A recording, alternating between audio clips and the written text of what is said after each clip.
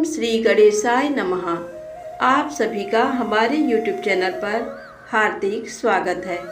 भगवान शिव माँ पार्वती के श्री चरणों में नमन करते हुए आइए सुने शिव महापुराण की आगे की कथा। आज की कथा है नारद जी का भगवान विष्णु को शाप देना। पिछले वीडियो में आपने जाना रुद्रगणों के कहने पर नारद जी ने दर्पण में अपना मुंह देखा। वानर के समान मुख को देखकर वे अत्यंत क्रोधित हो उठे तथा दोनों रुद्रगणों को शाप देते हुए बोले, तुमने एक ब्राह्मण का मजाक उड़ाया है, अतः तुम ब्राह्मण कुल में पैदा होकर भी राक्षस बन जाओ। ये सुनकर वे शिवगण कुछ नहीं बोले, बल्कि इसे भगवान शिव की इच्छा मानते हुए उदासीन भाव से अपने स्थान को चले गए और भगवान शिव की स्तुति करने लगे। अब आगे ऋषि बोले, हे सूत जी, रुद्रगणों के चले जाने पर नारद जी ने क्या किया और वे कहाँ गए, इस सब के बारे में भी हमें बताइए। सूत जी बोले, हे ऋषियों, माया से मोहित नारद जी उन दोनों शिवगणों को शाप देकर भी मोहवश कुछ जान न सके।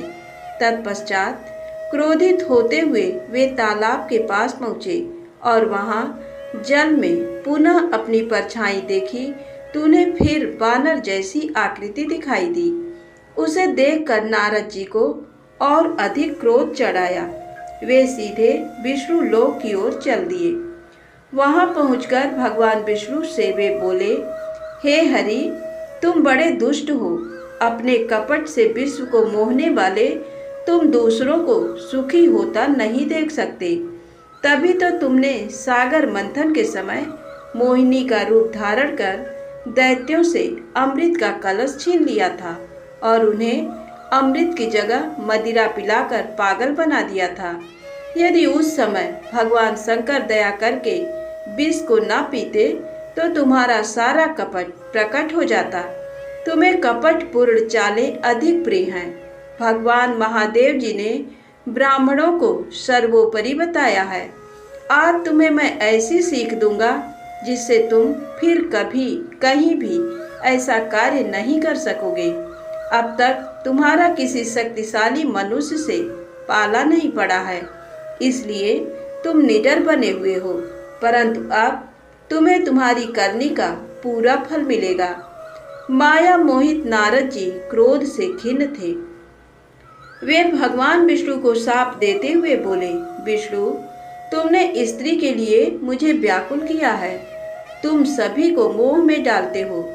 तुमने राजा का रूप धारण करके मुझे छला था, इसलिए मैं तुम्हें शाप देता हूँ कि तुम्हारे जिस रूप ने कपट पूर्वक मुझे छला है, तुम्हें वही रूप मिले। तुम राजा होगे और इसी तरह स्त्री का वियोग भोगोगे, जिस तरह मैं भोग रहा हूँ।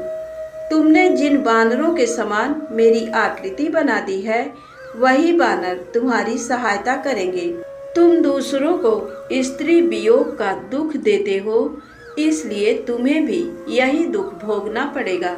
तुम्हारी स्थिति अज्ञान से मोहित मनुष्य जैसी हो जाएगी। अज्ञान से मोहित नारद जी का शाप विष्णु भगवान ने स्वीकार कर लिया। तत्पश्चात उन्होंने महालीला करने वाली मोहिनी माया को समाप्त कर दिया।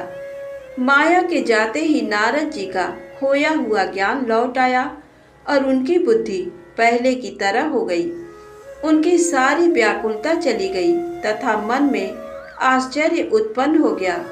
ये सब जानकर नारद जी बहुत पछताने लगे और अपने को धिक्कारते हुए भगवान विष्णु के चरणों में गिर पड़े और उनसे क्षमा मांगने लगे।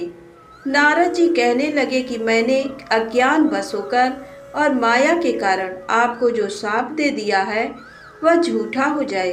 भगवान, मेरी बुद्धि खराब हो गई थी जो मैंने आपके लिए बुरे वचन अपनी जबान से निकाले।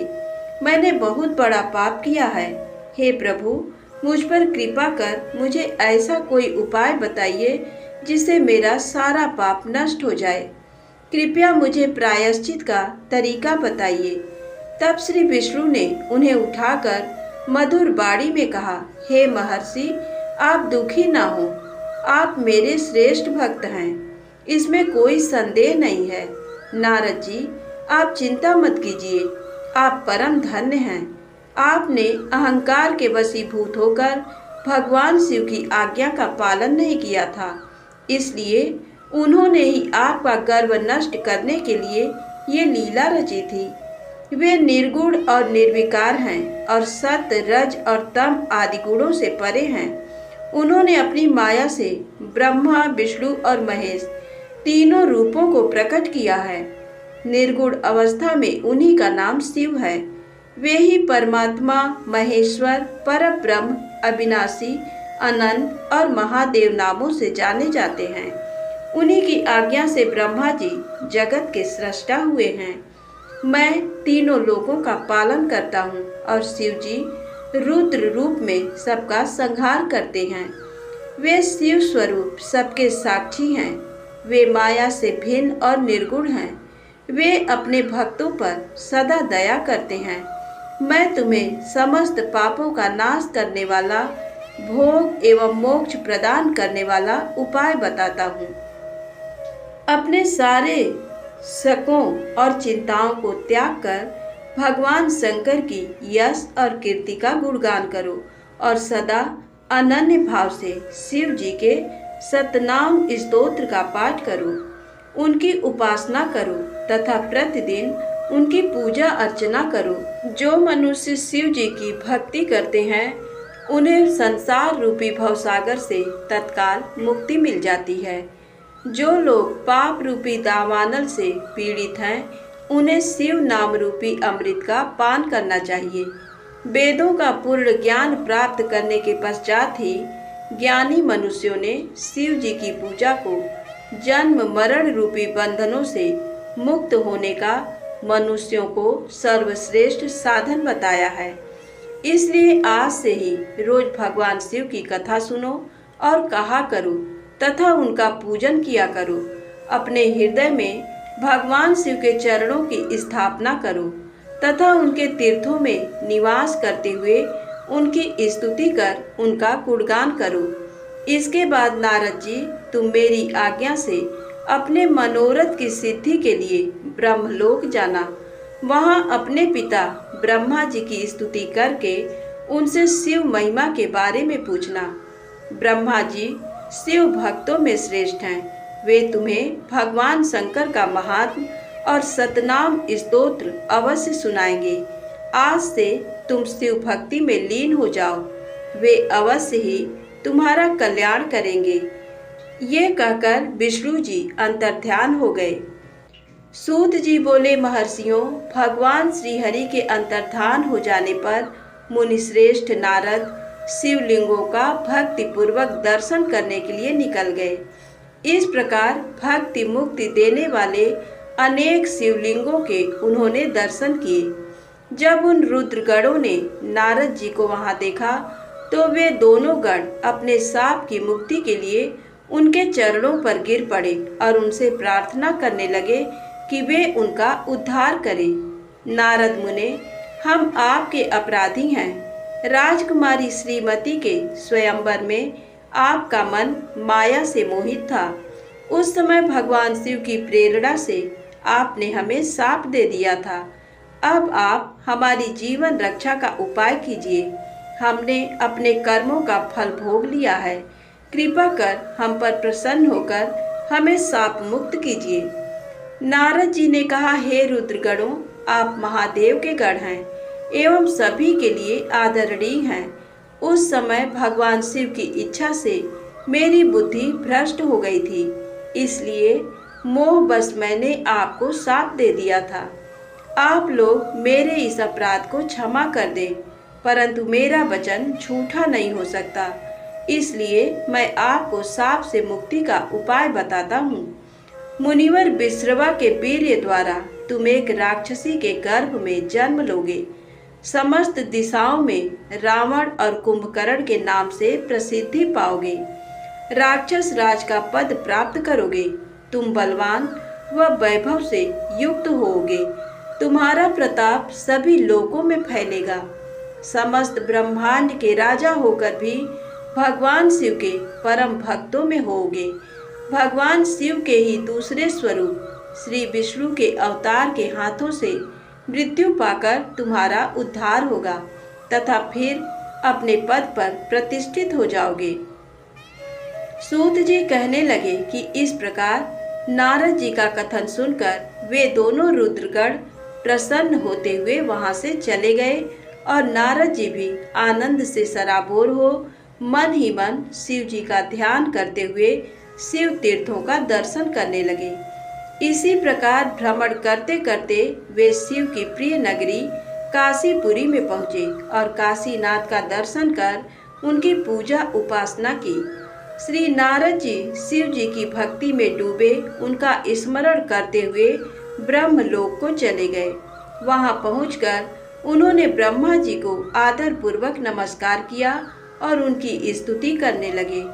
उस समय उनका हृदय शुद्ध हो चुका था और उनके हृदय में शिव जी के प्रति भक्ति भावना ही थी और कुछ नहीं। नारद जी बोले, हे पितामह, आप तो परम ब्रह्म परमात्मा के स्वरूप को अच्छी प्रकार से जानते हो।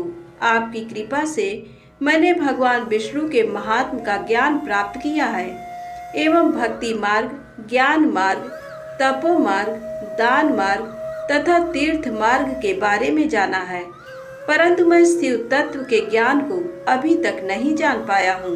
मैं उनकी पूजा विधि को भी नहीं जानता हूँ, अतः अब मैं उनके बारे में सभी कुछ जानना चाहता हूँ।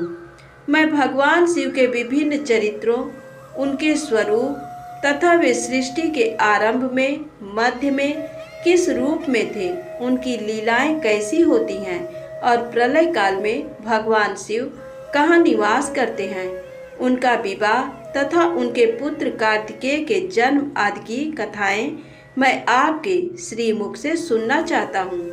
भगवान शिव कैसे प्रसन्न होते हैं और प्रसन्न होने पर क्या क्या प्रदान करते हैं, इस संपूर्ण वृत्तांत को मुझे बताने की कृपा करें। अपने पुत्र नारद की ये बातें सुनकर पितामह ब्रह्मा बहुत प्रसन्न हुए। ब्रह्मा जी ने कहा, हे नारद, तुम सदैव जगत के उपकार में लगे रहते हो। तुमने जगत के लोगों के हित के लिए बहुत उत्तम बात पूछी है, जिसके सुनने से मनुष्य के सब जन्मों के पापों का नाश हो जाता है। उस परम ब्रह्म शिव तत्व का वर्णन मैं तुम्हारे लिए कर रहा हूँ। धन्यवाद। प्रेम से बोले शंकर भगवान की जय हो। कमेंट में हर हर महादेव अवश्य लिखें। वीडियो को लाइक करना ना भूलें। आगे की कथा सुनने के लिए कृपया चैनल को सब्सक्राइब अवश्य करें। जय माता दी, जय भोलेनाथ।